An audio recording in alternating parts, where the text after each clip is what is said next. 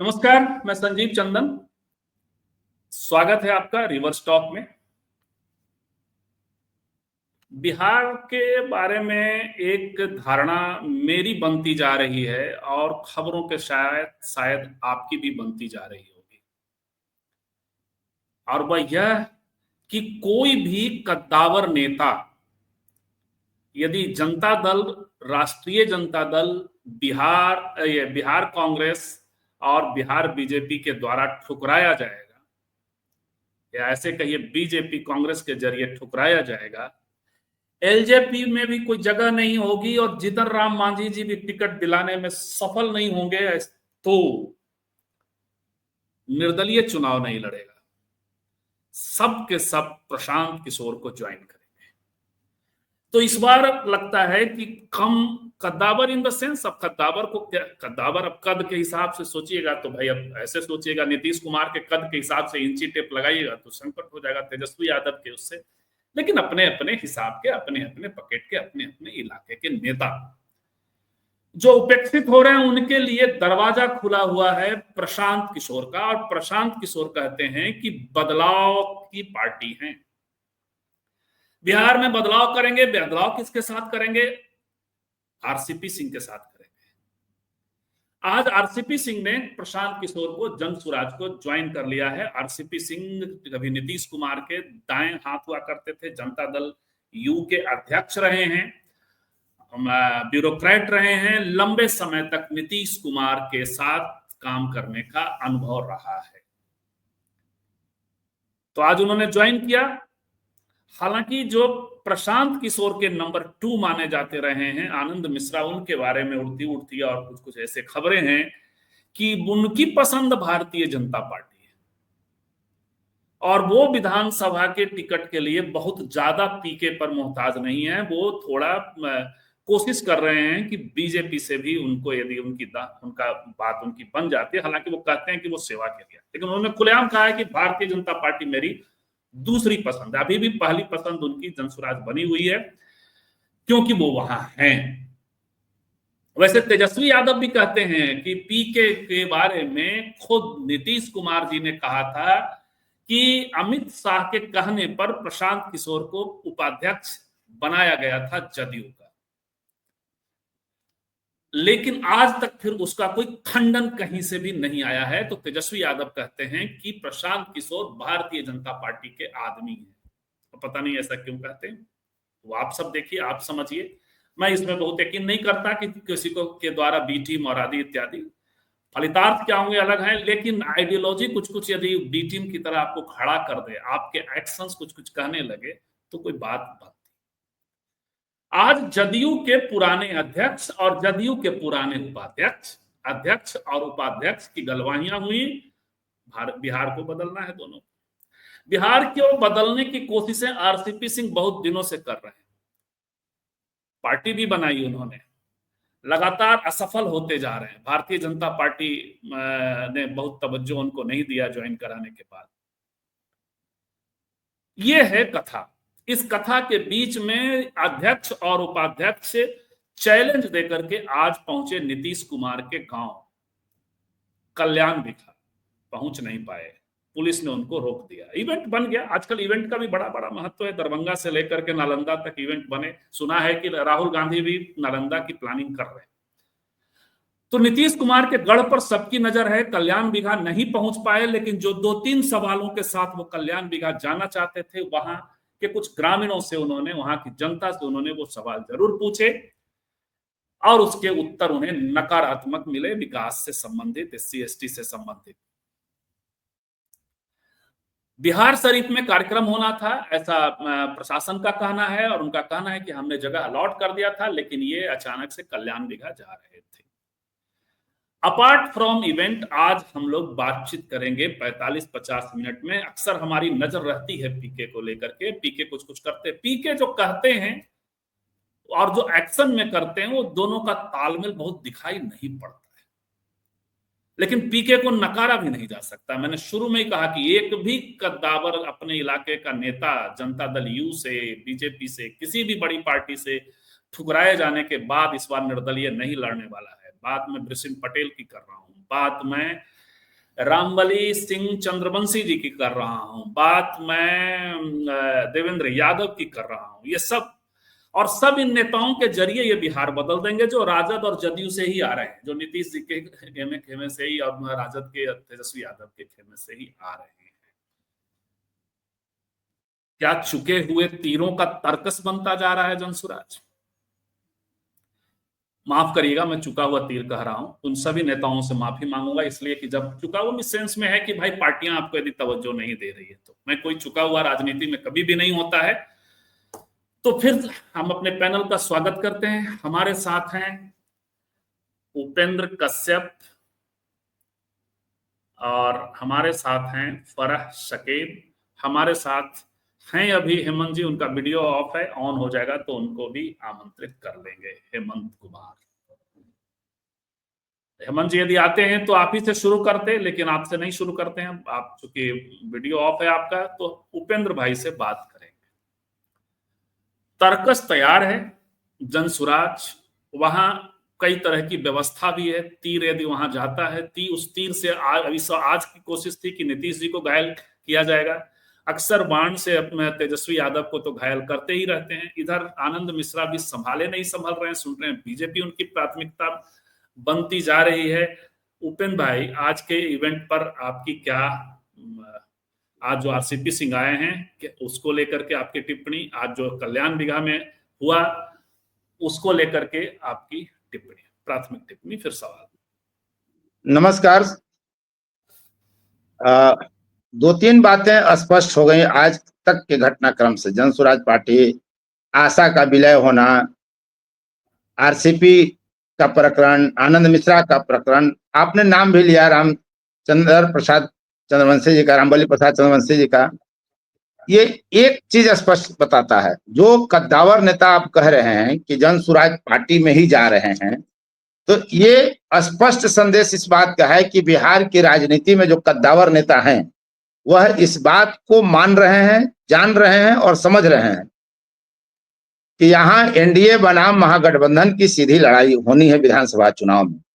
तो बाकी लोग तीसरा कोण बना रहे हैं, बड़ी महत्वाकांक्षा पालकर, आकांक्षा पालकर कोई योजना बनाकर ही आरसीपी ने आशा बनाया होगा, लेकिन आशा कब बनी और कब बिखर गई बहुत लोगों को याद भी नहीं अब रह जाएगी कि आशा पार्टी भी कोई बिहार में थी। ये हस्र हो गया आशा का।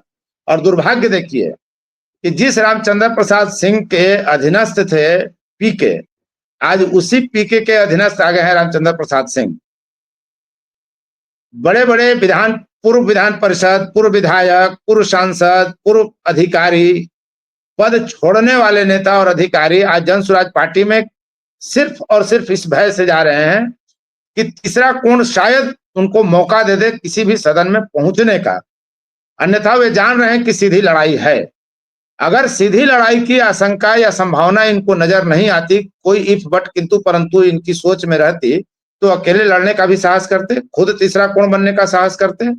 लेकिन इन सबको कोई ना कोई मंच चाहिए। तो एक बात तो ये स्पष्ट है कि जो भी नेता जनसुराज में अभी तक गए, कहीं ना कहीं उनके दिमाग में यह बात है कि सीधी टक्कर में हम कहीं नहीं है। और कोई, मैं इसीलिए बार बार कहता हूं, हालांकि हेमंत जी अभी नहीं है, हेमंत जी का टकराव भी मेरे से होता है, कोई विचारधारा कहीं नहीं है। प्रथम और आखिरी लक्ष्य सदन पहुंचना, एन केन प्रकारेण, चाहे जैसे भी पहुंचे। कोई विचारधारा नेताओं के पास नहीं है। ये कहने का है कि अमुक राजद क्यों नहीं बीजेपी के साथ चला गया, तो कांग्रेस भी तो बीजेपी के साथ गठबंधन नहीं कर रही है, कभी और न करेगी। इसका मतलब क्या है कि दोनों विचारधारा पर अपने अपने टिके हैं। हर कोई अपने सुविधा के अनुकूल विचारधारा तय करता है, खुद से विचारधारा बनाता है, उसी पर चलने की कोशिश करता है।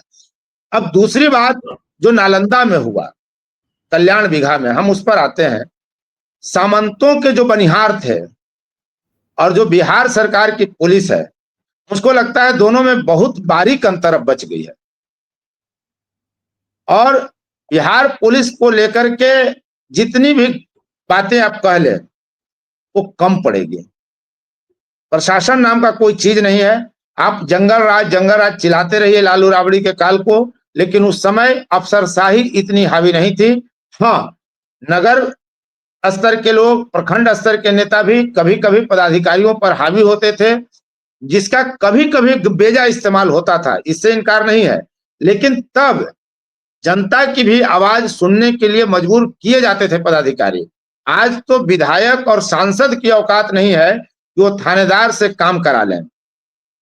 तेजस्वी अगर कहते हैं कि भ्रष्टाचार भ्रष्टाचार की बात जो करते हैं, भ्रष्टाचार को नीतीश कुमार ने संस्थानिक बना दिया, संगठित बना दिया। जैसे बिहार में संगठित गुंडा गिरोह होता था, जैसे संगठित अपराध होते थे, उसी तरह से भ्रष्टाचार को भी, अफसरशाही को भी नीतीश कुमार ने पूरी तरह संस्थागत बना दिया है। किसी की औकात नहीं। पीके ने गलत क्या पूछा कि कल्याण बिघा जाने से आप किस कानून के तहत रोकेंगे, हमको लिख के दे दीजिए कि इस कानून के तहत हम नहीं जाने देंगे एसडीएम से। एसडीएम की जुबान नहीं निकली। दूसरी बात, कल्याण बिघा से पहले भी वो एक गांव में गए, पीके ने ठीक कहा कि अगर हमको कल्याण बिघा में जाने का आपको अधिकार है तो पिछले वाले गांव में आपने क्यों जाने दिया। तो अगर पिछले गांव में जाना अपराध था तो उनको गिरफ्तार किया जाना चाहिए पीके को, और अगर अपराध नहीं था तो फिर कल्याण बिघा जाने से रोकने वाले लोग अपराधी हैं। सरकार तो कहेगी नहीं कि हमने रोका। जो मौके पर एसडीओ या डीएसपी स्तर का अधिकारी कह रहा है उसके खिलाफ कोर्ट जाना चाहिए। मात्र एक उम्मीद कोर्ट से बच गई है, बिहार पुलिस पर। हाँ बिल्कुल उपेंद्र भाई, ये है कि उनको नहीं रोका जाना चाहिए था, लेकिन इन सारी चीजों से एक इवेंट तो बन जाता है। इसका बहुत बड़ा असर मुझे नहीं लगता कि होने वाला है। नीतीश कुमार डर गए, या नीतीश कुमार की जो पूरी व्यवस्था है उसको भी, अब आपका मुख्यमंत्री का गांव है कल्याण बिघा, वहां ये पहुंचते और सवाल करते तो सीधे सीधे ये सुर्खियों में बात आती। वहां ये सर्वे करने जा रहे थे। एक बात और है, उसके बाद हम आगे बढ़ेंगे, वो ये कि मुझे, आपको भी ऐसा लगता है क्या, हालांकि पत्रकारों को ऐसी टिप्पणियों से बचना चाहिए, फिर भी उतने भी पत्रकार थोड़ा हम लोग अलग ढंग से बात भी करते हैं, अदरवाइज यूट्यूब पर क्यों होते, दूसरी जगह पत्रकारिता कर रहे होते और कुछ कुछ ऐसे ऐसे कुछ कर रहे होते, तो बात तो कहनी पड़ेगी। तो बात कहते हुए मैं ये कहना चाह रहा हूं कि दोनों की भाषा, हालांकि ये बात कहीं भी आप कह सकते हैं, किसी प्लेटफॉर्म पे कह सकते हैं अपने तरीके से, यहां सीधे सीधे कह रहा हूं कि पीके की भाषा और आरसीपी सिंह की भाषा, यहां तक की आवाज भी बहुत मायने रखता है नेताओं के लिए। तो ये दोनों ही नेता भी नहीं लगता है, तो कुछ अलग नहीं लगता है जी। दोनों की दैहिक भाषा और जुबान से निकले शब्द शैली दोनों नेता वाला तो कतई नहीं लगता है। दिल्ली में जो अराजक, खुद को अराजक बताया भी था अरविंद केजरीवाल ने, मैं दिल्ली का मालिक हूं, मालिक मैं हूं, मैं चलाऊंगा, ये जो मैं वाला भाव है, दिल्ली से चले गए केजरीवाल। पीके का जब भी आप देखेंगे कमर पे दोनों हाथ रख करके, उंगली ऐसे सीधी करके टेढ़ी करके बात करने वाला जो स्टाइल है, ये सामंती सोच का ही तो दिखावा है। और ऐसे में बिहारी मिजाज जो है सूट नहीं करता, बिहार इनको पसंद नहीं करेगा, इनको अपना तेवर बदलना होगा। अच्छे अच्छे चले गए केजरीवाल, आरसीपी की भी वही स्थिति है। आरसीपी पर अधिकारी रहे हैं और खुलेआम अब तो इंटरनेट मीडिया पर, सोशल मीडिया पे आरोप लग रहा है कि सांगठनिक क्षमता, कुछ लोग बता रहे हैं और कुछ लोग बता रहे हैं कि झोला उठाने की उनकी क्षमता बहुत अधिक थी, बैग उठाने की। तो अब उसका इस्तेमाल यहाँ कितना कर पाएंगे। बिल्कुल उपेंद्र जी, ये सच है कि झोला उठाने की क्षमता, उपेंद्र हेमंत जी आ गए, हेमंत जी से बात करते हैं। झोला उठाने की क्षमता का अर्थ ये होता है कि जो ब्यूरोक्रेट्स हैं, और नीतीश जी जहां हैं आप जानते हैं, तो नहीं, क्षमता थी तो आशा को खड़ा कर लेते ना। क्षमता थी, अगर आरसीपी में सांगठनिक क्षमता थी तो वो तो प्रमाणित हो गया कि उनमें कोई सांगठनिक क्षमता नहीं थी। आशा का इतना जल्दी विलय होना, कहीं पोस्टर बैनर भी नहीं अनुमंडल मुख्यालय जिला मुख्यालय तक पहुंचा और विलय हो गए। बिल्कुल, एक पार्टी बनाई और वहां भी नहीं, बीजेपी, वहां बीजेपी से भी बात नहीं बनी, और पार्टी भी बनाई, वहां से भी बात नहीं बनी। तो पीके चुके हुए, ये आरसीपी सिंह चुका हुआ तीर तो नहीं हो गए हेमंत जी। ऐसे तमाम चुके हुए तीरों के का तर्कस तो नहीं बनता जा रहा है, एक बात। और दूसरा बात कि नेता होशियार होते हैं। मैंने शुरू में अपने इंट्रो में कहा, आपने सुना नहीं होगा, कि इस बार कुछ कद्दावर नेता निर्दलीय चुनाव नहीं लड़ेंगे जिनकी कहीं भी पूछ नहीं होगी। वो पीके की हाथ पहले देखेंगे, पहले नॉक करेंगे। तो इसका अर्थ यह है कि ये नेता मुफ्त में मैनेजर भी तो नहीं खोज रहे हैं। हेमंत जी, ये सबसे बड़ी बात तो ये है कि आरसीपी का जो पराभव है, इसकी कल्पना नहीं की गई थी कि इस कदर इनका पराभव होगा। जिस तेवर से वो राजनीति में जमे हुए थे और उसके बाद जो उनका एक तरह से अलगाव हुआ नीतीश कुमार से, और उसके बाद लग रहा था कि वो कुछ नया करेंगे, लेकिन वो उनके मातहत चले गए जिनको लेकर के नीतीश कुमार के साथ रहते हुए आरसीपी को बहुत सारी चीज़ों पर रिजर्वेशन था। वो पीके की पूरी कार्यशैली को लेकर के नाराज रहा करते थे, और जिलों में तो बल्कि इनका एक तरह से मैसेज हुआ करता था कि पीके को सहयोग नहीं करना है। अब समझ लीजिए कि वहाँ जाने का क्या मतलब है। एक तो मुझे साफ साफ ये लग रहा है जो ये उमेश कुशवाहा ने जो इस पर जो तंज कसा है, तो उसको मैं समझता हूँ कि वो लगभग ठीक ही कह रहे हैं कि ये अपना राजनीतिक वजूद बचाने के लिए उधर गए हैं। वहाँ सहूलियत क्या क्या है, राजनीतिक वो राजनीति कितनी उनकी सफल होगी ये तो बात की बात है, लेकिन सहूलियतें वहाँ बहुत है। एक तो वहाँ संसाधन की कोई कमी नहीं है, वो इन टर्म्स ऑफ रुपीस कह लीजिए, उसके अलावा जो कुछ भी आप गाड़ी घोड़ा जो भी है, आज की तारीख में आप बिहार में कहीं भी निकल जाइए, प्रत्येक चौक चौराहे पर जनसुराज के पोस्टर से पटी हुई कोई न कोई गाड़ी आपको दिखाई दे जाएगी। तो ये जो संसाधन उनके पास में है, ये ऐसे, और दूसरा कि मीडिया में उन मीडिया को लेकर के वो मीडिया में उनकी जो पहुंच और पकड़ है, सो एक तरह से आप कह सकते हैं कि वो मीडिया डार्लिंग है आज की तारीख में। मीडिया उनको बहुत तवज्जो देती है। लेकिन जो मैं बार बार कहता रहा हूँ कि पीके के साथ आने जाने वाले लोगों को अगर गौर करेंगे आप, तो वो जो मैं कहता हूँ कि पीके के साथ ज्यादातर वो लोग दिखते हैं जो कि बीजेपी जो ओरिजिनली बीजेपी को पसंद करते हैं, बीजेपी के साथ अपने आप को एसोसिएट करते हैं, ऐसे लोग पीके के साथ ज्यादा दिखते हैं। नहीं, अब तो हेमंत जी, उनके जो सेकंड नंबर 2 हैं आईपीएस आनंद मिश्रा, और वो चुनाव खुद नहीं जीत पाए, लेकिन अब उन्होंने कहा कि हमारी नंबर 2 की पसंद बीजेपी है, और अभी वो उनके जाने की भी बात हो रही है। बस सेटिंग की बात है कि वो टिकट उनको मिल जाए तो वहां से, तो वो भी है। और तेजस्वी बार बार पूछते हैं कि जो नीतीश जी ने कहा था कि अमित शाह के कहने पे इनको उपाध्यक्ष बनाया था, आज तक उसका खंडन नहीं हुआ। तो ये दो बात तो मौजूद है, अभी चस्पा है जनसुराज के साथ और इनके पीके के साथ। बिल्कुल, दो चीज, एक तो प्रशांत किशोर को लेकर के और एक संजय झा को लेकर के, कि संजय झा यहाँ प्रशांत की ये जेडीयू में, और प्रशांत किशोर जब जेडीयू में थे तब इनको माना जा रहा था कि बीजेपी के नॉमिनी हैं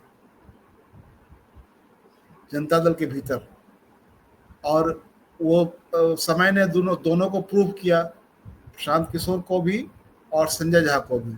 संजय झा जिस तरह से जितना अधिक एलाइन है बीजेपी की ओर, और जिस तरह से पीके का जो पूरा जो सॉफ्ट कॉर्नर है बीजेपी को लेकर के, नरेंद्र मोदी जी को लेकर के, इससे ये साफ है कि वो क्या उनका झुकाव वो किसके नेचुरल एलाई हैं, किसके नेचुरल फ्रेंड हैं, ये साफ साफ दिखाई देता है। एक बात मैं और कहना चाहता हूँ कि ये जो प्रशांत किशोर जी की जो स्थिति है, उसमें अब ये है कि ठीक है, ये इनके पास संसाधनों की कमी नहीं है, तो ये मीडिया में भी बने रहेंगे और राजनीतिक चर्चा में भी बने रहेंगे, लेकिन जो इनकी हालत हो गई है उसमें मुझे नहीं लगता है कि बिहार में कोई बहुत अधिक बड़ी राजनीतिक जमीन तोड़ पाएंगे। ये साफ साफ दिखाई दे रहा है। अभी जो इनको रोका गया है प्रशांत किशोर को कल्याण मिगा जाने से, अभी आप देखेंगे कि जो राहुल गांधी को वहाँ दरभंगा में कल्याण छात्रावास में जाने से रोका गया, उनके कार्यक्रम को बाधित किया गया, तो ये जो पूरा रवैया है प्रशासन का, यह रवैया वो नीतीश कुमार के इस पर नहीं हो रहा है, बल्कि जो मैं बार बार कहता हूं कि आज की तारीख में बिहार की सत्ता जो है वो बीजेपी के हाथों से संचालित हो रही है, और यही वजह है कि इस इतना तानाशाहीपूर्ण निर्णय लिया जाता है जिसका कोई जस्टिफिकेशन नहीं है। आप बताइए कि वहाँ राहुल गांधी को रोकने का क्या मतलब था? प्रशांत किशोर अगर कल्याण बिघा जा रहे हैं तो उनको रोकने की क्या जरूरत आ पड़ी थी? क्या कर लेते हो जाकर के? राजनीति में कम से कम इतना तो आप राजनीति, ये लोकतंत्र किस बात के लिए है? लोकतंत्र तो इसी बात के लिए है कि अगर आप सत्ता में हैं तो इसका मतलब नहीं है कि बाकी लोगों को आप क्रश कर दीजिए। बाकी लोगों का चाहते क्या है हेमंत जी? बेचारा एसडीएम, मुझे नहीं पता वहां का, यदि नया नया आया होगा यस करके, तो उसको आप सस्पेंड कराना चाहते हैं या प्रमोट ही होगा बेचारा, तो आप चाहते क्या हैं? आप जो है कल्याण बिघा भिजवा करके प्रशांत किशोर को या किसी भी उसके इस तरह के नेता को आप चाहते हैं एक घर में तनाव बढ़ा दें, यंग होगा, युवा होगा, शादी ब्याह नहीं हुई होगी तो शादी विवाह रुकवा दें, क्या चाहते हैं? ये तो वो स्वाभाविक है कि जो पॉलिटिकल मास्टर है उसी को फॉलो करेगा कोई भी ब्यूरोक्रेट, और आज की तारीख में जितने ब्यूरोक्रेट हैं उनमें इतनी ताकत नहीं बची हुई है, वो उनकी रीढ़ की हड्डी में इतनी ताकत नहीं है कि वो इस तरह के बहुत ही तानाशाहीपूर्ण निर्णयों को लेकर के कोई नोट ऑफ डिसेंट लगा सके। उनको लगता है कि जो पॉलिटिकल मास्टर है जो कह रहा है उसको फॉलो करना चाहिए, बस इसके अलावा कुछ नहीं करना चाहिए। आगे क्या होगा वो समझते रहेंगे, इसलिए जो कोई भी उनसे ये काम करवाना चाहता है वो करवा लेता है। अब दरभंगा के बारे में कहा गया था उस समय कि जबकि डीएम ने सफाई दिया करके कि यह किसी मंत्री के और या किसी नेता के कहने पर ऐसा निर्णय प्रशासन ने नहीं लिया था, तो उसमें नाम आ रहा था संजय झा का ही, कि संजय झा के कहने पर ये निर्णय लिया गया है कि उनको राहुल गांधी को नहीं करने दिया। आते हैं दूसरे राउंड में आपकी ओर, और विनय जी आपका स्वागत है। आपकी ओर आते हैं सकेत, आप तो 10 सेकंड बोल देते हैं। पीके ने वहां के एसडीएम से पूछा कि तुम नेता बनते हो, एसडीओ हो, कि मुख्यमंत्री के इलाके में तुम पदस्थापित हो तो नेतागिरी मत करो।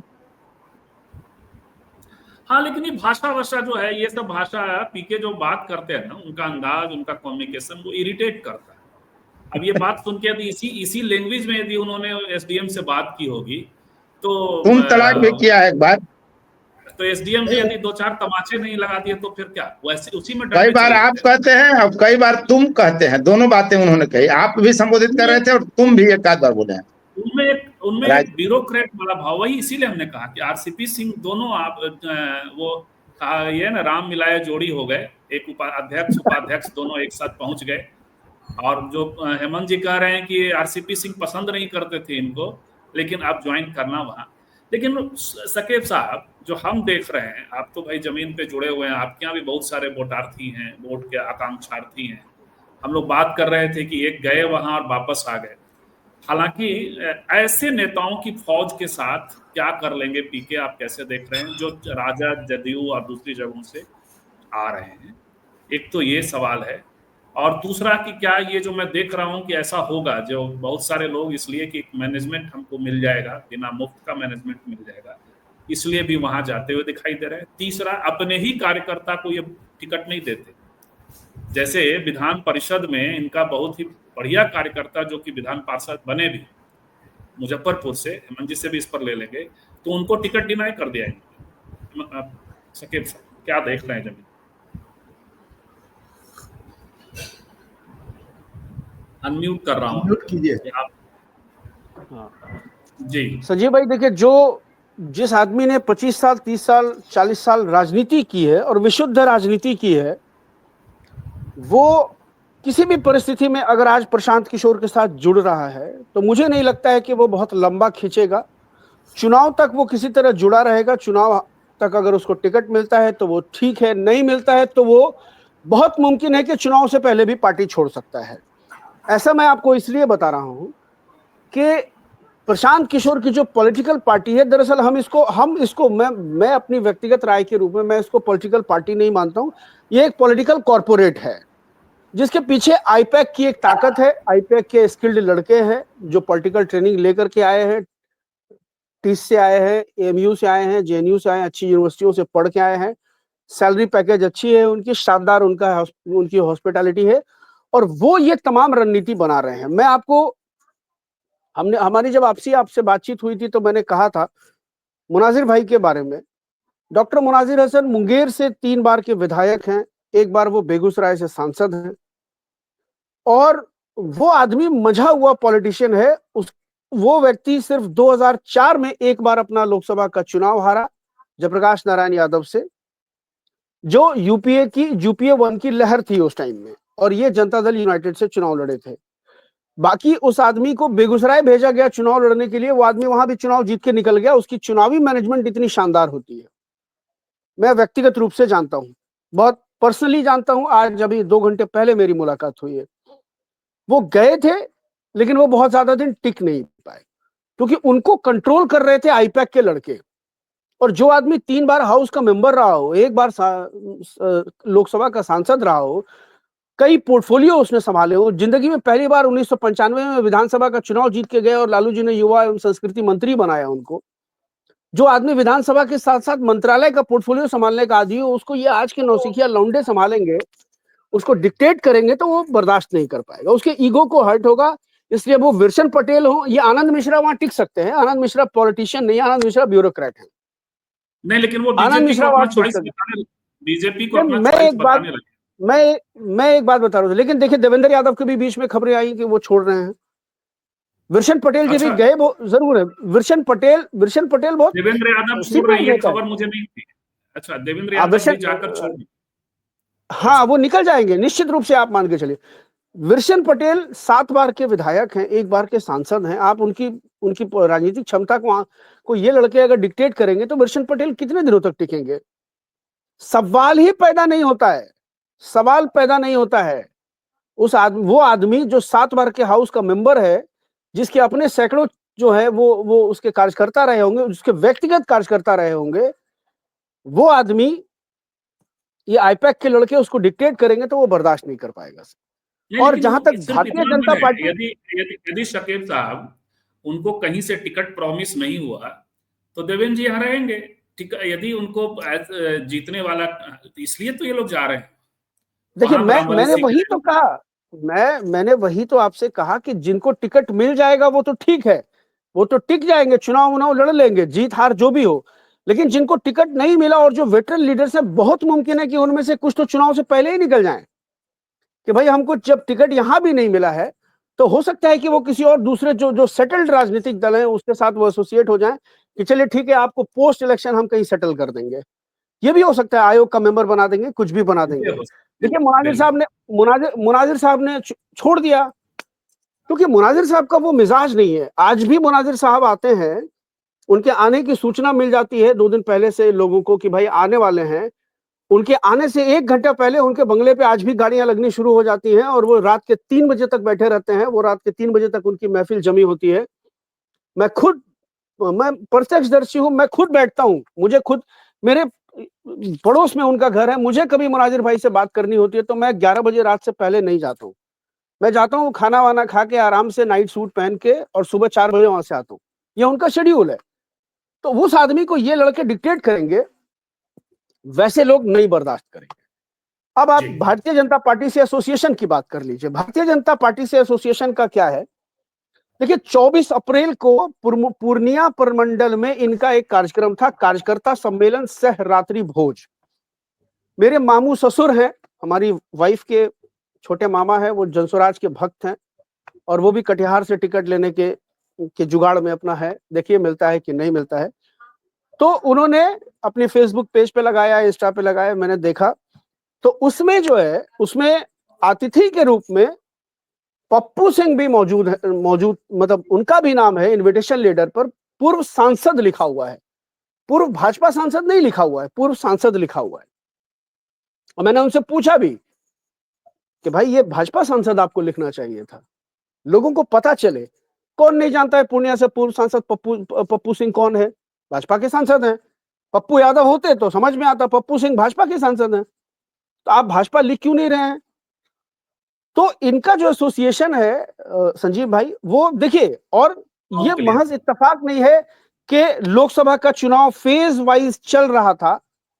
नरेंद्र मोदी और उनकी पूरी कैबिनेट 400 पार 400 पार 400 पार का ये लोग नारा लगा रहे थे, और उसके बाद प्रशांत किशोर बीच बीच में अपनी यात्रा छोड़ के टीवी पुरम पहुंचते हैं नोएडा, वहां उनको मीडिया का इंटरव्यू, वो जो मीडिया कॉन्क्लेव में वो शामिल होते हैं, उनका इंटरव्यू किया जाता है गोदी मीडिया के द्वारा, आज इस चैनल पे, कल उस चैनल पे, और वहां वो क्या क्या ओपिनियन दे रहे हैं। और जो हेडलाइन मैनेजमेंट क्या चल रहा था, पीके ने की भविष्यवाणी, 400 पार नहीं होगा लेकिन 300 प्लस होगा, 400 पार नहीं होगा लेकिन 300 प्लस हो जाएगा। मतलब कि आप एक माइंडसेट क्रिएट करने की कोशिश कर रहे हैं वोटर्स के दिल में कि भाई बहुमत फिर भी जो है भारतीय जनता पार्टी के पास आ रहा है, 400 नहीं जाएगा लेकिन 300 आ जाएगा। 300 का मतलब एब्सोल्यूट मैंडेट होता है। मतलब आप एक माइंडसेट तैयार कर रहे हैं वोटर्स का कि एब्सोल्यूट मैंडेट भाजपा को आने वाला है, इसलिए आप इसको वोट दीजिए। और उसके बाद देखिए, अपने बयान में उन्होंने आज तक, ये अपने पोस्टर में, अपने बैनर पे गांधी जी की फोटो लगाते हैं, लेकिन मॉब लिंचिंग का मामला हो, सांप्रदायिक दंगों का मामला हो, कोई भी कम्युनल वायलेंस हो, इनकी पार्टी का क्या स्टैंड है, एक शब्द अगर इन्होंने कभी कोई बयान दिया हो बिहार को लेकर के, नेशनल लेवल पे लेकर के, कभी भी ये नहीं बोलते हैं। आरक्षण के सवाल पर ये कभी नहीं बोलते हैं। आए तो थे बड़े सुचितावादी बन करके कि हम जो है, हम लोगों ने कई बार, बिल्कुल सके, ये बातें हम लोगों ने कई बार की भी है और इनकी आइडियोलॉजी को सामने रखा है। आते हैं आपकी ओर दोबारा, कुछ सवाल आपसे भी हैं जो लोग आउटसाइड पैनलिस्ट कर रहे हैं। लेकिन विनय सर, इतना भी क्या एजेंट की तरह पीके हैं, जो चुनावों के दौरान, जो सकेब ने कहा कि, और वो जग जाहिर है कि लोकसभा चुनाव के दौरान इन्होंने इंटरव्यूज देने शुरू कर दिए प्रो एनडीए। इनके सेकंड नंबर के नेता बीजेपी की प्रशंसा कर रहे हैं। तेजस्वी का जवाब अभी अनसुलझा है, उसमें ऐसे में ये लगातार एक मंझा हुआ पॉलिटिशियन ये नहीं करेगा जिसको कि बीजेपी और सबसे लड़ना है, वो इस तरह से महागठबंधन के उस समय प्रो बीजेपी प्रेस कॉन्फ्रेंस नहीं करने लगेगा, अचानक से जाके तमिलनाडु का अपना एक धंधा नहीं शो कर देगा। तो एक तरफ तो ये है कि क्या ये सीधे एजेंट हैं और इतने नौसिखुए हैं। दूसरा सवाल मेरा आपसे है कि अंततः पीके एक पावर तो दिखाई पड़ रहे हैं, जो चुके हुए नेता, जो हमने आज शीर्षक लगाया अपने थंब का है, जो चुका हुआ तीर है वो उनकी तर्कस में ही जा रहा है। सोशल जस्टिस के लिए प्लेटफॉर्म तो खोल रखा है कांग्रेस ने भी, लेकिन एक भी ब्रिसिम पटेल, एक भी आरसीपी सिंह, इन सबको कांग्रेस से भी उम्मीद नहीं बनी है। वो लोग उधर नहीं जा रहे हैं, दरवाजा वहां भी खुला है कद्दावर नेताओं के लिए, खासकर नीतीश जी से नाराज नेताओं के लिए। विनय जी। धन्यवाद संजीव जी। देखिए, पूरी बहस में एक बात तो तय है कि पीके नेता नहीं है, किसी आंदोलन की उपज नहीं है ना, किराए के बुद्धिजीवी हैं वो। उनका जो कौशल जो है वो राजनीतिक नहीं है, उनका जो कौशल जो है वो इंफॉर्मेशन मैनेजमेंट का स्ट्रेटेजिक स्किल और उनकी बार्गेनिंग जो स्किल है वो है, ठीक है। और इसीलिए वो बीच बीच में भूल जाते हैं कि वो पॉलिटिकल फील्ड में ऑपरेट कर रहे हैं, तो उनको जो है पॉलिटिकल बिहेवियर सीखना चाहिए, वो बीच बीच में भूल जाते हैं। और वो भूल जाते हैं कि उनको जो है वैनिटी वैन में उनको नहीं जाना चाहिए, उनको जो है किसी को उंगली दिखा करके नहीं बात करनी चाहिए, उनको ब्यूरोक्रेट से कैसे डील करना चाहिए वो भूल जाते हैं।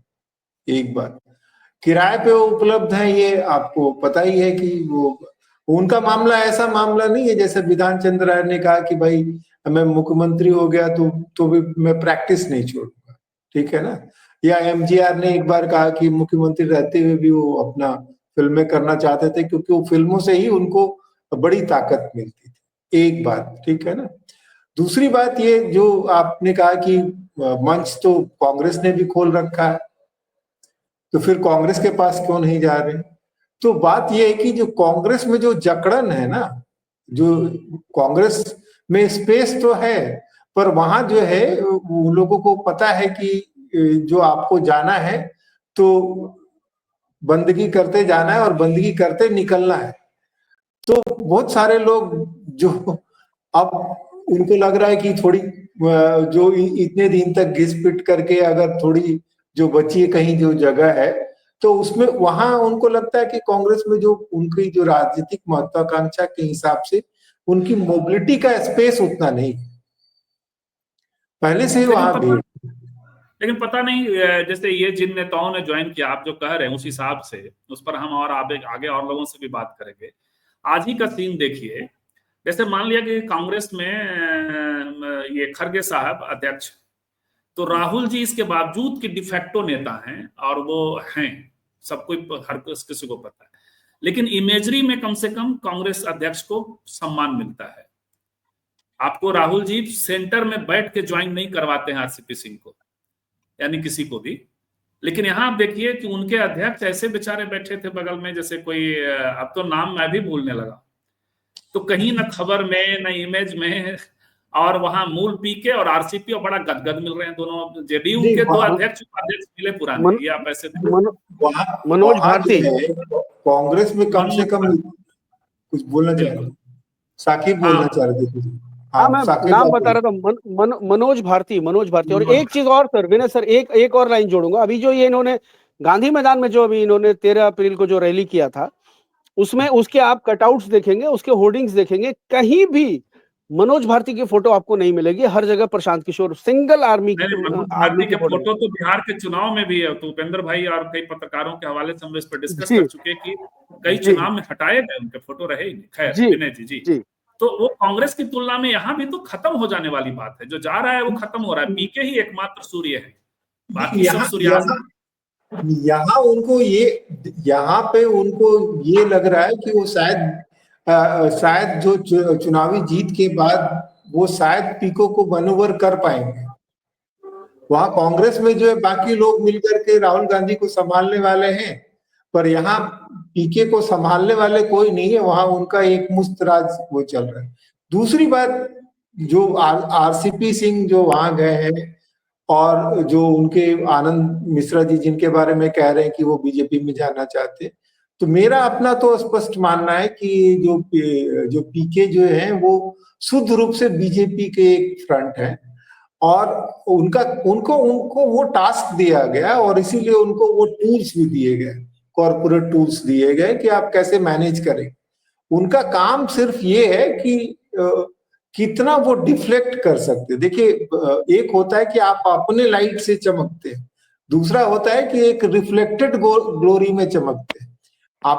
हम सब लोग पत्रकार हैं, तो बहुत सारे उदाहरण आप देखते हैं कि जब वो पावर में होते हैं वो बहुत मजबूत नेता लगते हैं, और जब उनको निकाल दिया जाता है तो उसके बाद उनको लगता है कि इतने मजबूत नेता थे और उनके आज बिल्कुल कोई ताकत दिख ही नहीं रही। कांग्रेस में पीसी सेठी से लेके तमाम लोग उपलब्ध हैं जो कभी गृह मंत्री रहे, इंदिरा गांधी ने निकाल दिया, उसके बाद कोई चर्चा नहीं हुई। तो पीके भी इसी तरह जो है, वो जो लोग हैं वो रिफ्लेक्टेड ग्लोरी वाले लोग हैं। उनकी अपनी कोई उनकी उष्मा या अपनी कोई रोशनी नहीं है। उनका जो टास्क है, और आरसीपी जो गए, आरसीपी में उनके पास क्यों गए? उनके पास हासिल करने को क्या है? पीके के पास जाकर के वो क्या हासिल कर ले? मंत्री वो रह चुके हैं, ब्यूरोक्रेट्स वो रह चुके हैं, इसके बावजूद वो पीके के पास क्या लेने गए? अगर कुछ लेने गए तो उनके पीछे कोई बड़ी ताकत ने उनको कहा है कि भाई यहाँ आपको जाना है। चलिए, लेकिन खैर उनको उसी बड़ी ताकत ने तवज्जो देने के बाद कोई बहुत मतलब अपने यहाँ बुला लेने के बाद बहुत तवज्जो नहीं दिया, तब जाकर उन्होंने आशा पार्टी बनाई, और बड़ा पार्टी भी ऐसे बनाई थी। और आशा का फुल का कॉम्बिनेशन गूगल करना पड़ेगा, थोड़ी देर में मैं पढ़ देता हूँ। संजीव जी, आप सबकी आशा पार्टी, वो भी देखिए संजीव जी, जो नारे जो है ना, नारे लिखना और गढ़ना तो आसान है, पर उसका रेजोनेंस लोगों के दिल में हो, ये सिर्फ पॉलिटिक्स जिसकी ग्राउंड पे पकड़ है वही कर सकता है।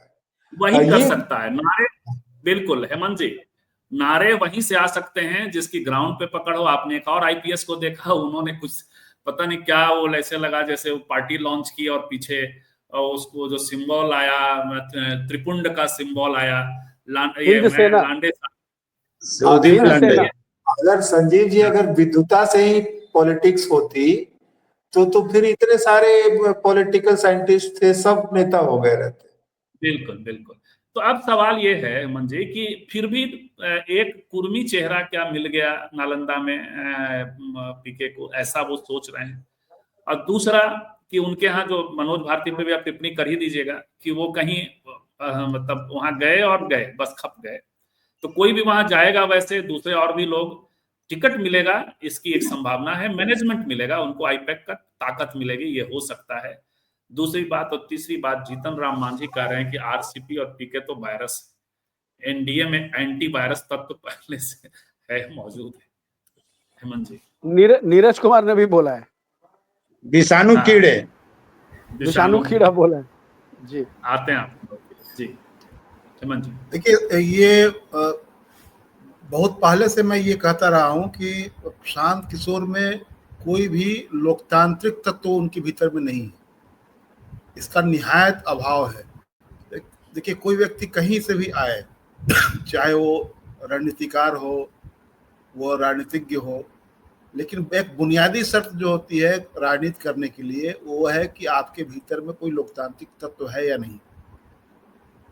भले ही वो आप उसका इस्तेमाल तानाशाही के लिए करें, जैसे कि उदाहरण के तौर पर अगर आप कहें कि दुनिया में या अपने भी देश में जो तानाशाही आई है वो लोकतंत्र के जरिए ही आई है, जिसका अभी हम लोग नज़ारा देख रहे हैं।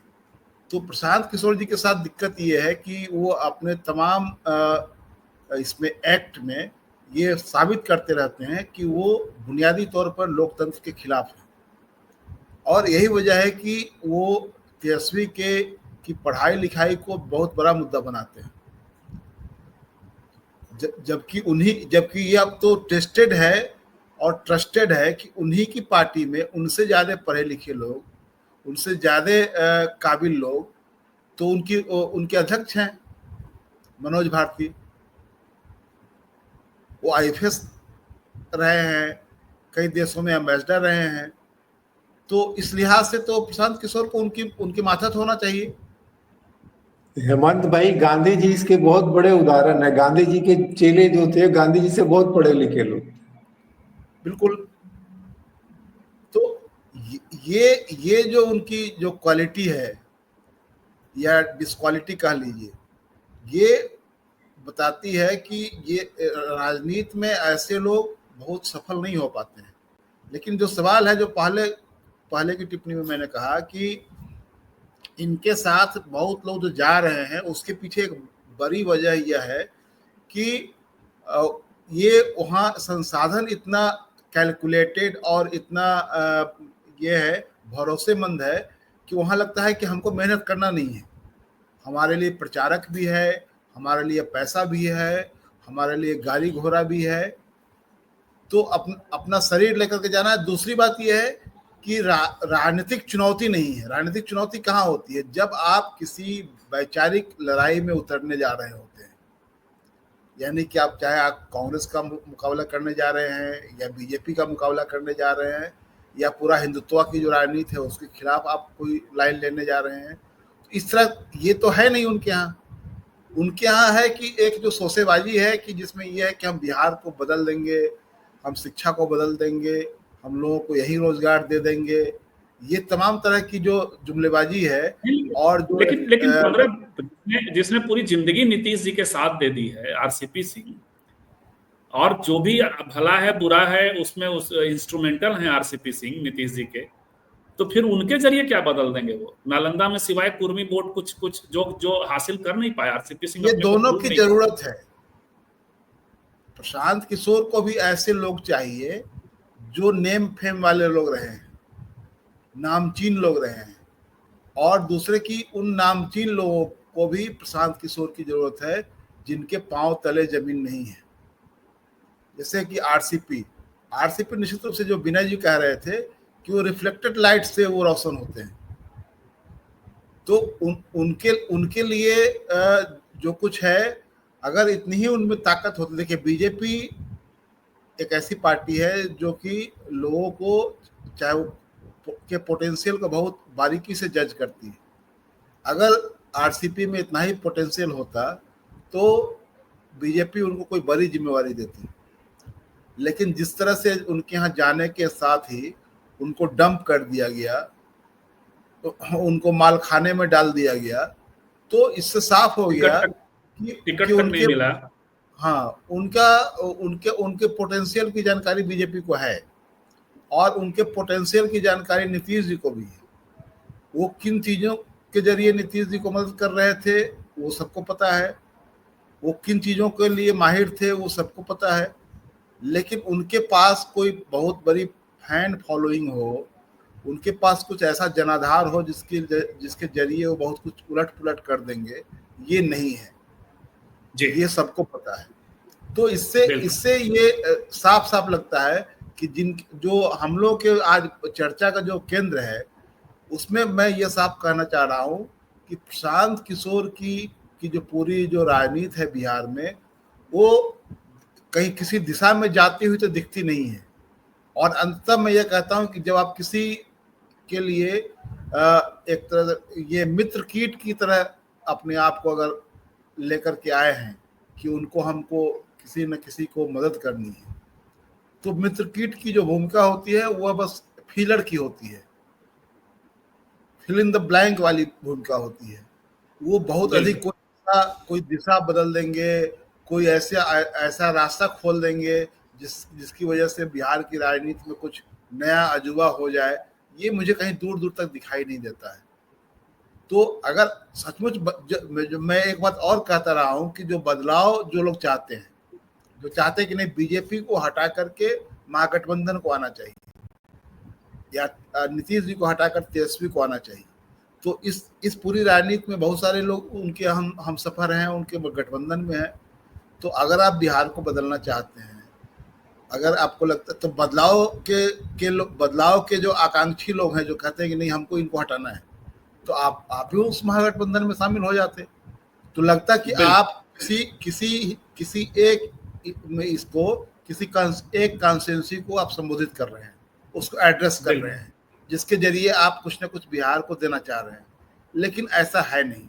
तो स्वाभाविक तौर पर जब आप किसी के मित्रवत हो जाते हैं तो उसमें आपको लेकर के जनता में कोई उस तरह का बहुत अधिक उत्साह, बहुत अधिक उमंग नहीं दिखाई देता है। ये कई अवसरों पर साबित हो जाए कि जो उनकी जो गांधी मैदान में जो रैली थी उसकी विफलता के बाद जिस तरह का उनको लेकर के उनका जो रवैया आया, जिस तरह से बौखला गए हुए थे और जिस तरह का बयान दे रहे थे, जिस तरह का उन्होंने 2-3 मिनट हर बार वो प्रूव करते हैं कि वो नेता नहीं है। लेकिन एक बात इतना तय है कि उनके पीछे मीडिया की ताकत है, और मीडिया क्यों उन पर फिदा है, ये इस बात से साबित होता है कि वो बीजेपी के खिलाफ नहीं है।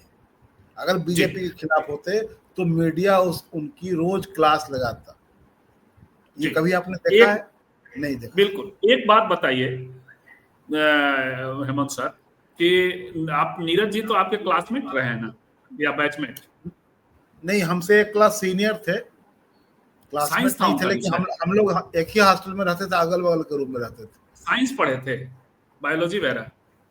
नहीं, उनका वो शायद मैथ के स्टूडेंट थे या शायद फिजिक्स वगैरह ऐसा ही कुछ था। अब हमको याद नहीं आ रहा है क्योंकि उन्होंने विषाणु कीड़ा बोला, क्योंकि जो बायोलॉजी जो पढ़ेगा वो कायदे से जानेगा कीड़े 2 प्रकार के होते हैं शरीर में 2 तरह के वायरस होते हैं, और वो कुछ अच्छे वायरस होते हैं, कुछ खराब वायरस भी होते हैं। इसीलिए मैं पूछ रहा हूँ कि नीरज जी ने उनको स्पष्ट किया कि वो दही वाला वायरस नहीं है, दही में भी जो वायरस होता है वो आपके शरीर के लिए अच्छा होता है, उसके लिए और एक कैप्सूल दिया। संजीव जी, आप वायरस को बैक्टीरिया से कंफ्यूज कर रहे हैं। अच्छा, वो बैक्टीरिया अच्छा और बुरा होता है। क्योंकि देखिए बिल्कुल सही कहा आपके भी विज्ञान के ज्ञान पर अब सवाल खड़ा नहीं, तो मेरा विज्ञान बहुत खराब था। मेरा विज्ञान हालत ये थी कि 5th पेपर हो गया था, हमारे टाइम में 5th पेपर होता था, माने जिसमें सबसे कम नंबर। हमारा भी 5th ही पेपर था। लेकिन आपने आगे चल के ज्ञान अर्जित किया और हमने वो ज्ञान अर्जित नहीं किया। तो चलिए, मैं विषाणु और कीटाणु ये जो है उसको, इसके फर्क को, चलिए उपेंद्र जी आते हैं आपकी ओर, और कुछ सवालों के जरिए भी कुछ लोग कह रहे हैं। एक बात है एके साहब, आज आप लगता है बहुत ज्यादा गुस्से में हैं। धनंजय जी की बात एक तो धनंजय जी के यहाँ होनी चाहिए एक बात, दूसरी बात कि आप कांग्रेस समर्थक हैं, राहुल समर्थक हैं, अच्छी बात है। आप हैं और भी लोग आते हैं, इससे कोई दिक्कत नहीं है, अच्छी बात है। लेकिन कम से कम कोई यदि किसी का समर्थक है तो सम्मान से बात कर लीजिए। दो बात। और तीसरी बात, भारत की जो बीमारी है, जो न कांग्रेस से दूर हो सकती है, न मोदी से दूर हो सकती है, न राहुल से, इसको आप जान लीजिए। राजनीति जब तक नहीं आप समझेंगे तब तक नहीं बीमारी दूर हो सकती है। कोई रेपिस्ट बिहारी नहीं होता, कोई रेपिस्ट मुसलमान नहीं होता, कोई रेपिस्ट ब्राह्मण नहीं होता। तब तक वहां आप जो सबकी व्याख्या भी मैं दे देता हूं आपको। और कोई रेपिस्ट कुर्मी और यादव नहीं होता तब तक जब तक रेप की घटनाओं में कास्टिज्म के एलिमेंट जो स्पष्ट दिखाई पड़ते हो वो शामिल नहीं हो, रीजनलिज्म और रिलीजनिज्म दोनों के सामने नहीं हो। भारत में ग्रेडेड इनइक्वालिटी है और ऐसी स्थिति में हर व्यक्ति दूसरे को उसी आइडेंटिटी से नाप लेता है। आप जो लगातार लिख रहे हैं, थोड़ा सेंसिबल होइए। आज गुस्से में है तो पानी पीजिए, एक गिलास पानी पी लीजिए। धनंजय जी ने आपको ब्लॉक कर दिया है तो मैं बात करूंगा उनसे कि वो ठीक नहीं है। आप जैसे लोग लगातार, आप लोग प्रबुद्ध लोग हैं, मैं देखता हूं। आज आपका पता नहीं कहाँ आप किधर चले जा रहे हैं। और आउटसाइड पैनलिस्ट हैं हमारे, हम आपको पैनल में ही मानते हैं, पैनल से बाहर नहीं मानते जी। तो अभी नीरज दा इतिहास के विद्यार्थी रहे। देखिए, नीरज जी के एक प्रशंसक हैं यहाँ बैठे हुए और वो जानते भी हैं। तो कम से कम यार, और नो जंगल राज भी लगा रखा है उन्होंने। अब उनको हम क्या करेंगे? हम जान रहे हैं। अब हम जंगल राज की व्याख्या करेंगे, बताएंगे, वो समझेंगे तो ठीक है। हमको गाली दे के जाएंगे तो जाएंगे, सीमा क्रॉस करेंगे तो ब्लॉक हो गए, यही होता है। लेकिन और हिसाब से तो हम इतना उम्मीद करते हैं। हम तो उनके मजाक में हम हमारे पैनलिस्टों को भी भड़काते रहते हैं, तब भी हम कहते हैं भाई सुना देते हैं कि वो आपको ऐसा सजेशन दे। ये कह रहे हैं धनंजय कुमार कि ये धनंजय जी वाले नहीं है कि सभी समाज का अपना राजनीतिक दल है, वो दूसरा पार्टी को वोट करेगा, इसलिए फ्लोटिंग वोट हेतु अति पिछड़ा मुख्य है, इसी पे मारामारी है। अति पिछड़ा की राजनीति मुख्य रूप से। अब एक चीज बताइएगा उपेंद्र भाई, आप तो जमीन पे रहते हैं और आप ही के इलाके से आते हैं, जिनकी बात मैंने की, रामबली सिंह जी आरजेडी से, तो अति पिछड़ा के आंदोलन करते करते इनके यहाँ चले गए थे। बिशन पटेल अति पिछड़ा तो नहीं हुए, बिशन पटेल भी अति पिछड़ा नहीं हुए ना, कुर्मी है ना, तो कुर्मी है, धानुक है।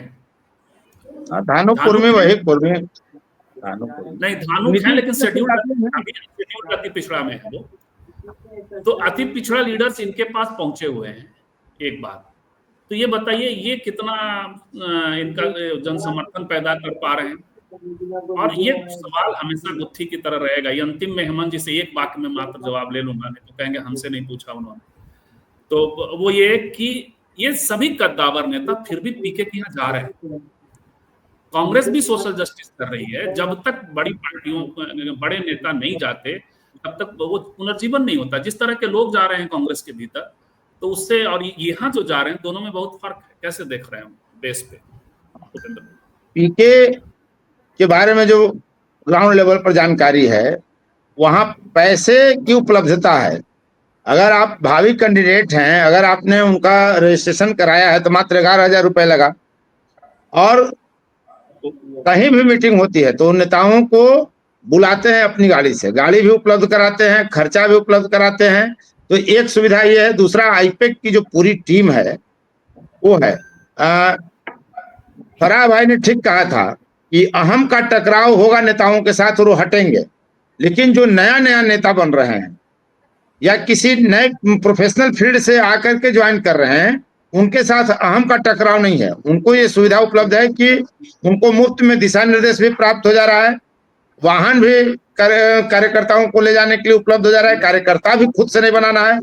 हद तो यह है कि पीके की पार्टी में पीसी के लिए भी आपको चिंता नहीं करनी है। प्रेस कॉन्फ्रेंस के लिए जो नए नेता बने हैं जिला स्तर के, ये स्थिति है कि प्रेस कॉन्फ्रेंस भी आईपेक वाला ही तय करता है। मुद्दा भी वही तय करेगा, क्या बोलना है ये भी वही तय करेगा, पत्रकारों को किनको बुलाना है किनको नहीं बुलाना है, कैसे बुलाना है, यह भी आईपेक टीम तय करेगी। वो उसका जिला अध्यक्ष और जिला स्तरीय जो भी या विधानसभा स्तरीय जो भावी हैं टिकटार्थी, वो तय नहीं करेंगे। तो एक तो ये उनको सहजता से दिखती है, और जो नए नए नेता बन रहे हैं वो भीड़ का भी हिस्सा हो गए हैं। लगता है कि बहुत भीड़ है, पैसा भी नहीं देना है। पैसा भी मुझे लगता है कि चुनाव लड़ने के लिए जन स्वराज पार्टी उपलब्ध कराएगी कैंडिडेट को, तो ये सुविधा आकर्षक माने वहां उपलब्ध है, जो कांग्रेस में नहीं है। कांग्रेस में संभावना भी कम है टिकट मिलने की, पहले तो सीट ही कितनी मिलेगी इसकी संभावना कम है। सीट मिलेगी तो कैंडिडेट कौन तय करेगा? महागठबंधन में कांग्रेस खुद कैंडिडेट तय करेगी कि राजद बताएगी नाम, क्या होगा वहां भी अनिश्चितता है। लेकिन यहाँ तो तय है कि पीके देंगे, इसलिए चारों तरफ आप देखिएगा। अभी जो कल्याण बिघा जाने वाली घटना हुई उसमें भी मुख्य चेहरा पीके थे, जबकि उनके अध्यक्ष वही है खड़ा, भारती जी, और वो बोल बल्कि आज आरसीपी सिंह चेहरा होते तो ज्यादा अच्छा होता। कुर्मी चेहरा थे और उसी इलाके से थे, और न भारती बोल रहे हैं न आरसीपी कहीं दिखे। भारती तो दिख भी रहे थे फ्रेम में, एक दो वीडियो में फ्रेम में है जहां वो एसडीओ से बहस कर रहे हैं, लेकिन वो बोल नहीं रहे हैं, पीछे खड़ा है। बल्कि दूसरा एक बुजुर्ग व्यक्ति, लगता है लोकल नेता होंगे, वो बोल रहे हैं कि क्यों नहीं जाने दीजिएगा, आपसे पूछ के हम जाएंगे कल्याण बिघा। तो ये स्थिति है वहां। जो नए नए नेता बन रहे हैं उनको बहुत अधिक संभावनाएं दिखती हैं। अच्छा, बात भी बहुत बड़ी बड़ी करते हैं पीके, लेकिन सोशल मीडिया पर ही एक कमेंट देख रहे थे कहीं कि 90% से 95% सीटों पर पीके कोई प्रभाव नहीं छोड़ पाएंगे। अब सच क्या है क्या होगा वो तो रिजल्ट बताएगा, लेकिन आम धारणा लोगों की बन रही कि कहीं बड़ा फैक्टर बनने नहीं जा रहे हैं पीके।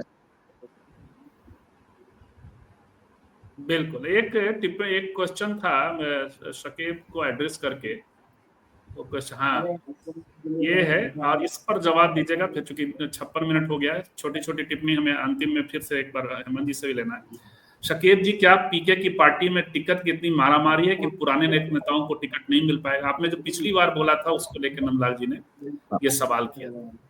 ज्यादा अच्छा हो कि सवाल रेलिवेंट हो आज के डिस्कशन से। जैसे एक आप जो आरएसएस वाली बात कर रहे हैं, तो हम लोग तो बात ही करते हैं आरएसएस के खिलाफ या आरएसएस के भीतर जो दलित हैं उन सब के बारे में हम लोग लगातार बात करते हैं। आप सुने और आज के विषय पे यदि आप कोई टिप्पणी हो तो जरूर करें। जी शकीब साहब, नंदलाल जी जवाब। संजीव भाई देखिए, असल में वही बात है ना कि जिनको चुनाव लड़ना है, और आज के डेट में एक आदमी जब एक बार वार्ड पार्षद बन जाता है, एक बार मुखिया बन जाता है, फिर वो सीधा का सीधा जो है वो विधानसभा चुनाव लड़ने की महत्वाकांक्षा पाल लेता है। तो हर विधानसभा सीट पर कम से कम टिकटार्थियों की संख्या अगर आप पीके की पार्टी में ही देखेंगे तो कम से कम 8 से 10 है। मैं अपने यहाँ की भी बात बता दे रहा हूँ आपको, कम से कम यहाँ भी 5-7 लोग तो ऐसे हैं जो टिकट की लाइन में लगे हैं पीके की पार्टी से। हर जगह हर जगह की यही हालत है। पूर्व जिला पार्षद है, पूर्व जिला परिषद अध्यक्ष है, आरजेडी से छोड़ के गए हैं वो है, जदयू के जिला अध्यक्ष है वो है, इस तरह के लोग टिकट के लिए लगे हुए हैं। अब उसमें इन बड़े नेताओं को टिकट मिल पाएगा कि नहीं मिल पाएगा? देखिए, बड़े नेता ये नाम के बड़े हैं। अब बड़े नेता आप कैसे तय करेंगे कि बड़े नेता हैं और ये वोट ले ही आएंगे? हमने तो उनको भी देखा है जो एक जमाने में किसी राष्ट्रीय पार्टी के प्रदेश अध्यक्ष हुआ करते थे और जब विधानसभा का चुनाव लड़े तो 2500 वोट नहीं ला पाए। तो ये तय नहीं। और एक आम कार्यकर्ता भी जो है उसकी अपनी एक जमीन होती है, वो निर्दलीय चुनाव जीत के निकल जाते हैं।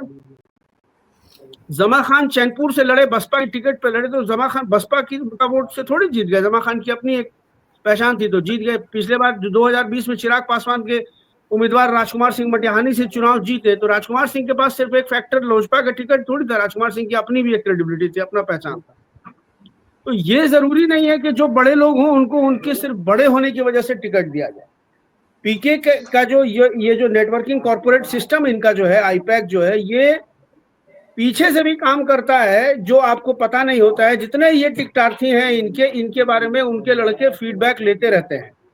कभी वो रैंडमली किसी की चाय दुकान पे चले जाएंगे, किसी ढाबे पे चले जाएंगे, किसी दुकान पे चले जाएंगे, किराना स्टोर में चले जाएंगे, उनके मोहल्ले में चले जाएंगे, गली में चले जाएंगे, और उनको पता भी नहीं होता है उम्मीदवार को कि ये हमारे बारे में इंफॉर्मेशन कर रहे हैं। जैसे लड़की का लड़के का रिश्ता होता है उस तरह से वहां से जो फीडबैक निकल करके आएगा, वहां से जो स्क्रूटनी होगी फीडबैक की कि भाई कौन किसको जनसुराज के बैनर से लोग ज्यादा पसंद कर रहे हैं, वहां उन्हीं को टिकट मिलेगा। अब वो विशन पटेल का टिकट कट जाए, यदि नहीं मिला, बिल्कुल ये वाला जी। सेटअप बीजेपी के पास पहले से ऑलरेडी है। हालांकि सभी पार्टियां आजकल सर्वे सभी करा रही हैं, आरजेडी सभी पार्टियां सर्वे, बिल्कुल बिल्कुल, कांग्रेस भी आरजेडी करवा रही अभी है, आरजेडी भी करवा रही है सर्वे, आरजेडी में भी। और ये सिर्फ पीके की पार्टी की मैं बात नहीं कर रहा हूँ, हर पार्टी में कम से कम 5-5 एक आधा दर्जन नेता तो टिकटार्थी है ही। आरजेडी में भी है, कांग्रेस में भी है, जदयू में भी। जहां ये लग रहा है, जैसे मुंगेर में हमारे आरजेडी की सीट है, आरजेडी तो कांग्रेस वाले यहाँ मेहनत नहीं कर रहे, यहाँ आरजेडी वालों में अपना मेहनत चल रहा है कि 5-6 लोग हैं आरजेडी के टिकट की लालसा में। जमालपुर बगल की विधानसभा सीट है, वहां कांग्रेस की सिटिंग सीट है, वहां विधायक तो लगे हुए हैं, बाकी और लोग भी लगे हुए हैं। तो ये हर पार्टी की स्थिति है और पॉलिटिकल पार्टियां अपना फीडबैक लेकर के ही उनको टिकट देंगी। तो ऐसा कोई जरूरी नहीं है कि विशन पटेल जी आ गए हैं तो एकदम उनका टिकट फाइनल हो गया है। ऐसा कोई जरूरी नहीं है कि देवेंद्र यादव जी रहेंगे तो एकदम ही उनका टिकट फाइनल है। ऐसा भी नहीं है कि आज जो है वो आरसीपी सिंह आ गए हैं तो उनको वो कहीं से चुनाव लड़ा ही देंगे। आरसीपी सिंह को लाया क्यों गया है? देखिए, आरसीपी सिंह को कुर्मी को काउंटर करने के लिए लाया गया। दरअसल इनका मेन टारगेट नीतीश है, लालू भी इनका टारगेट नहीं है, इनका टारगेट नीतीश है। और नीतीश के स्वजातीय वोटों में जितना डेंट लगेगा, नीतीश का विधायक दल उतना छोटा होगा। चलिए, ये लेकिन खैर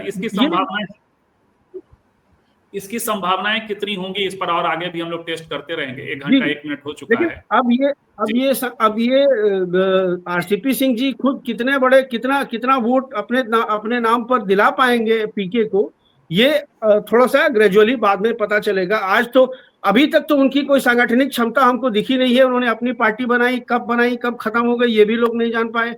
बिल्कुल उपेंद्र भाई बिल्कुल सही कह रहे थे कि तमाम प्रखंड और विधानसभा में उनका पोस्टर बैनर तक नहीं लग पाया। तो ये है, क्योंकि देखिए आरसीपी सिंह कोई आंदोलन से उपजे हुए नेता नहीं है, वो ब्यूरोक्रेट हैं और 2 बार राज्यसभा के सांसद रहे हैं। लोकसभा का चुनाव भी नहीं लड़ा है उन्होंने, ना विधानसभा का चुनाव लड़ा है। तो चुनाव लड़ने का उनको अनुभव नहीं है, हाँ, ये इसको भी ध्यान में रखना पड़ेगा कि उनको चुनाव लड़ने का अनुभव नहीं है। बिल्कुल। और देखना यह है कि आगे एक टिप्पणी है, इस पर आप टिप्पणी कर दीजिए विनय जी।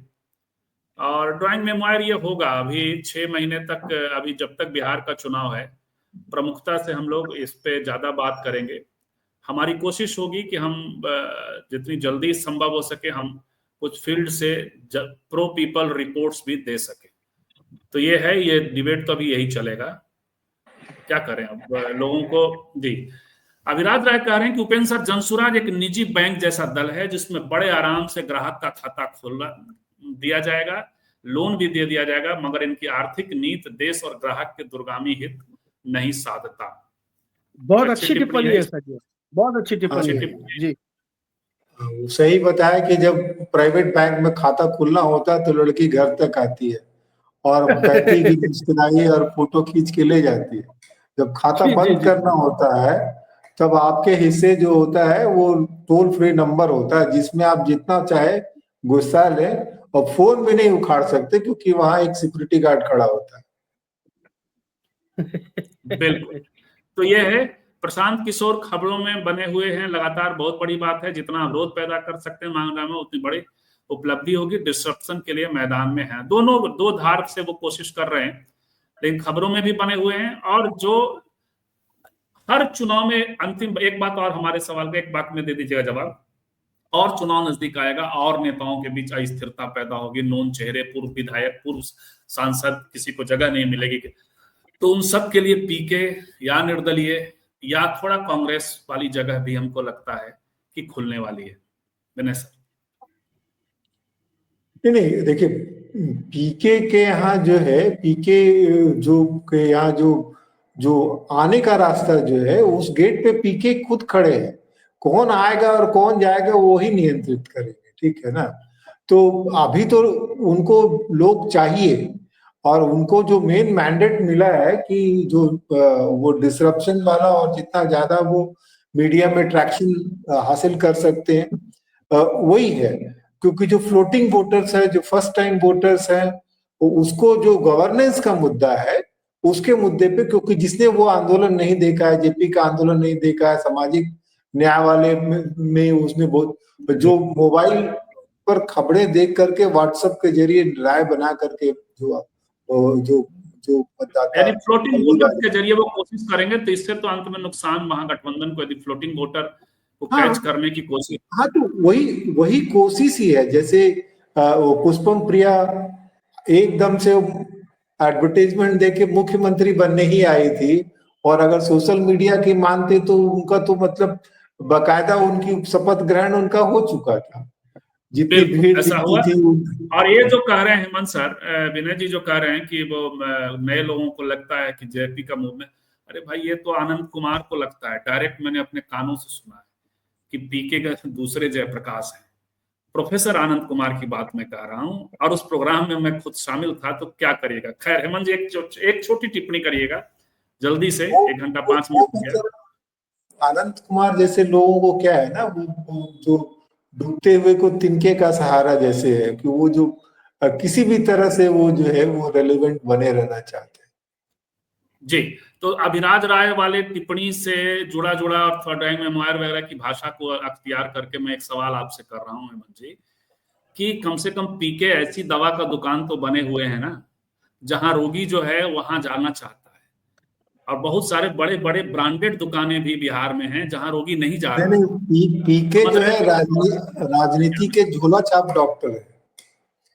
नहीं, तब भी बड़े बड़े पेशेंट, पुराने सांसद, विधायक, ये सब उधर जा रहे, झोला छाप वाले ब्रांडेड बेचारा एमबीबीएस के यहाँ जो है ताला लगा हुआ है, वो पकड़ के रोगी ला रहा है, वो ऐसा रोगी ला रहा है। तो बोल रहे हैं ना कि गांव में जो है वो झोला छाप डॉक्टर का जो आकर्षण होता है ज्यादा होता है, और वो एमबीबीएस उसके सामने फेल हो जाता है, क्योंकि बड़े डॉक्टर के यहाँ इलाज कराना महंगा भी है और कठिन भी है, इसलिए झोला छाप आकर्षित करता है। अब बिहार में झोला छाप डॉक्टरों की बड़ी क्रेडिट है। इवन कोरोना में भी उन्होंने बहुत जान बचाई। उन लोग नहीं रहता तो कोविड में कई लोग और मरने की संख्या बढ़ जाती, मरने वालों की। बिल्कुल, इसमें कोई शक नहीं है। 1 घंटा 6 मिनट हो गया ओपन भाई, अब हेमंत जी को बोलने दीजिए। समझ गए होंगे सवाल भी। हाँ जी, लेकिन ये इस चर्चा के बीच में मुझे एक व्यक्ति की याद आ रही है, मैं उसी के जरिए इस पूरे बात को करना चाहता हूँ। अगर सुन लेंगे हम लोग टिप्पणियां का तो माना नहीं करते। शिवदीप लांडे ने 8 अप्रैल को अपनी पार्टी लॉन्च की, हिंद सेना, लेकिन उनके यहाँ कोई रोगी जा भी रहा है कि नहीं, ये अपने आप में खोज का विषय है। और मैं चाहता हूँ कि अगला कार्यक्रम आप इसी पर करें कि शिवदीप लांडे का क्या हो रहा है और पुष्पम प्रिया जी का क्या हो रहा है। और ये उन लोगों का जवाब है जो उनको लगता है कि राजनीति में एमबीबीएस होना, पीएचडी होना, ये सब बड़ी काबिलियत है, और कोई 9वीं 8वीं पास व्यक्ति अगर है तो वो नाकाबिल है। तो शिवदीप लांडे जी ने कहा था कि जो बिहार को बदलना चाहता है वो हमारे साथ आए। तो बिहार में बदलाव के इतने आकांक्षी लोग हैं, लेकिन कोई भी उधर नहीं जा रहा है। तो उनकी दुकान तो का क्या हाल है, ये अपने आप में शोध का विषय है।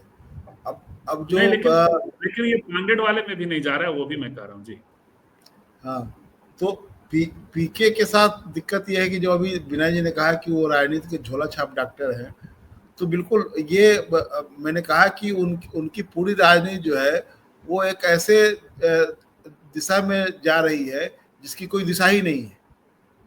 वो घूम फिर करके वो एक सर्किल बनाती हुई दिखती है, जिसमें कि कहते हैं ना कि वो घनचक्कर वाली जो बात है, तो घनचक्कर में वो घिरे हुए लगते हैं। लेकिन वही है कि कारपोरेट का पैसा उनके पास इतना अधिक है कि बहुत लोगों को लगता है कि ये एक बिल्कुल ऐसी जगह है जहाँ कि हम बहुत ही कंफर्ट जोन में रह सकते हैं। जैसे अभी उपेंद्र जी ने बहुत विस्तार से बताया कि आपको क्या क्या वहाँ नहीं करना है, आपको सिर्फ अपना शरीर लेकर के जाना है और आपको पीके के पीछे खड़े हो जाना है, बाकी काम जो है आपके लिए वहाँ होता रहेगा। तो ये जिसको राजनीति में कुछ करना है वो तो उनके यहाँ नहीं जाएगा। अगर राजनीति में कुछ करना होता तो मनोज भारती जी आज वहां नहीं होते, आत्मसम्मान के लिहाज से भी और राजनीतिक सफर तय करने के लिहाज से भी। तो ये कुल मिलाकर के ये है कि प्रशांत किशोर के लिए आज वो लोग हैं जिनको जैसे कि हम लोग बहुत पहले कहते रहे हैं कि बिहार में या देश में एक पॉलिटिकल बेरोजगारी भी है, जो लोगों को ऐसे ऐसे पार्टियों में अवसर दिखाती है कि चलो यहाँ भी कुछ अवसर मिल जाएगा। तो यही है, मुझे उनका कुछ बहुत बड़ा भविष्य दिखाई नहीं दे रहा है और उनकी वजहों से है। जी जी, तो बहुत बहुत धन्यवाद सब सारे पैनलिस्ट और आउटसाइड पैनलिस्ट। ये बात सही है कि झोला छाप डॉक्टर भी कई बार जब चमकता हुआ क्लिनिक लेके बैठ जाता है, तो अभी अभी एक खबर आई है, हालांकि वो सुनते हैं डेंटिस्ट थी और ट्रांसप्लांट कर दी सिर वाला, वो क्या उसको ट्रांसप्लांट कहते हैं या हेयर मैंने केस रोपण हिंदी में ज्यादा अच्छा मुझे लग रहा है, तो वो कर दिया उन्होंने। और उसके बाद आप जानते हैं क्या हुआ। तो देखना है बिहार की राजनीति में। फिर एक टिप्पणी आई है कि हम लोग लगातार, यदि हमारे डिबेट्स इस फॉर्म में हैं और इस फॉर्म में हम लोग बात कर रहे हैं, तो नीतीश जी के कामों पर भी बात हुई है और नीतीश जी के फेलियर पे भी बात हुई है, जंगल राज के कथित मित्र के दौरान की उपलब्धियों पर भी बात हुई है और समस्याओं पर भी बात हुई है। इसी फॉर्मेट में हम लोग बात करते हैं। आइए, अच्छा है, हमारे आते हैं, बात करते हैं, तो वेलकम। आप आउटसाइड पैनलिस्ट के तौर पे अपनी टिप्पणियां करते हैं और जिस विषय पे हम बात कर रहे हैं उसमें कोई इनपुट देते हैं, तो बहुत बहुत धन्यवाद। फिर मिलते हैं। नमस्कार।